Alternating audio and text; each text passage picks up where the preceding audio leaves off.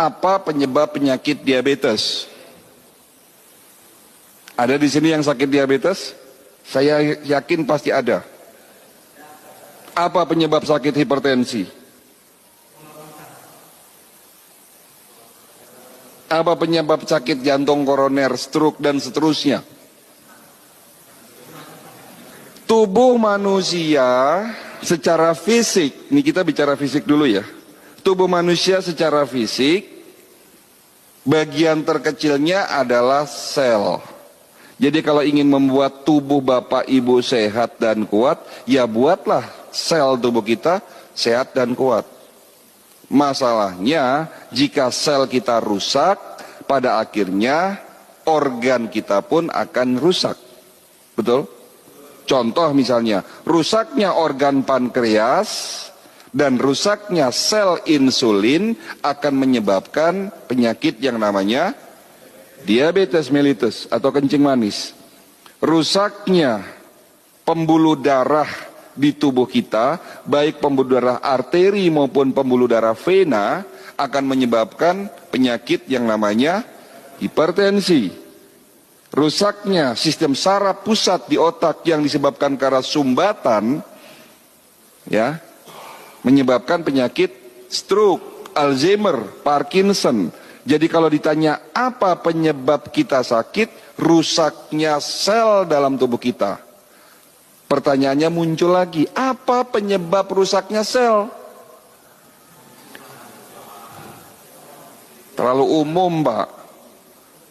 Penyebab rusaknya sel adalah radikal bebas.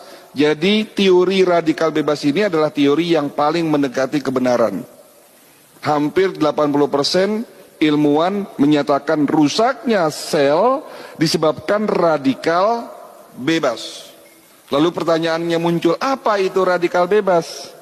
Radikal bebas adalah sebuah senyawa, molekul, yang dimana molekul ini kehilangan pasangan elektronnya akibat proses oksidasi.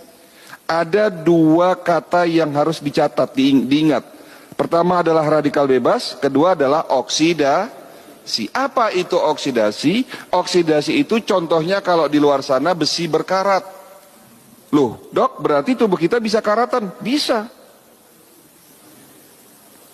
Oksidasi itu contohnya kalau apel dipotong dan tidak segera dimakan, dagingnya berubah warna menghitam. Oksidasi itu contohnya kalau di luar sana ibu ambil minyak goreng yang awalnya jernih, tetapi setelah dipakai digoreng berkali-kali berubah warna menghitam. Oksidasi terjadi dalam tubuh kita. Kenapa bisa terjadi? Karena stres, karena lingkungan, karena obat-obatan, dan karena gaya hidup. Makanan ini menjadi penyebab utama oksidasi. Apakah proses oksidasi bisa dihindari, dok? Tidak bisa. Saya, Bapak Ibu, sejak kecil sampai nanti mati tidak bisa menghindari proses oksidasi. Tetapi Allah Maha Baik. Adanya proses oksidasi, Allah menciptakan yang namanya antioksidan sebagai penawar, penetralisir terjadinya oksidasi agar tidak terbentuk yang namanya radikal bebas. Tolong ini dicatat, ini sedikit ilmiah ini, kayak orang kuliah ya belajar ya.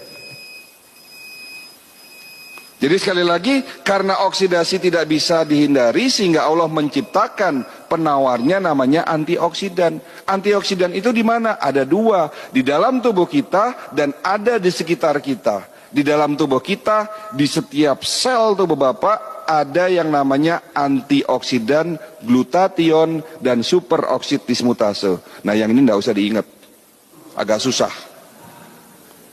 Intinya diingat antioksidannya. Ya, antioksidan tersebut diproduksi di dalam tubuh Bapak secara otomatis jika terjadi oksidasi. Masalahnya Bapak Ibu sekalian, setelah Bapak Ibu umur di atas 40 tahun, produksi antioksidan di dalam setiap sel dalam tubuh kita semakin menurun produksinya. Oleh karena itu, rata-rata orang sakit diabetes, hipertensi, jantung, dan stroke selalu ada di atas usia 40 tahun. Walaupun juga sudah mulai ada yang usia sebelum 40 tahun pun sakit tersebut.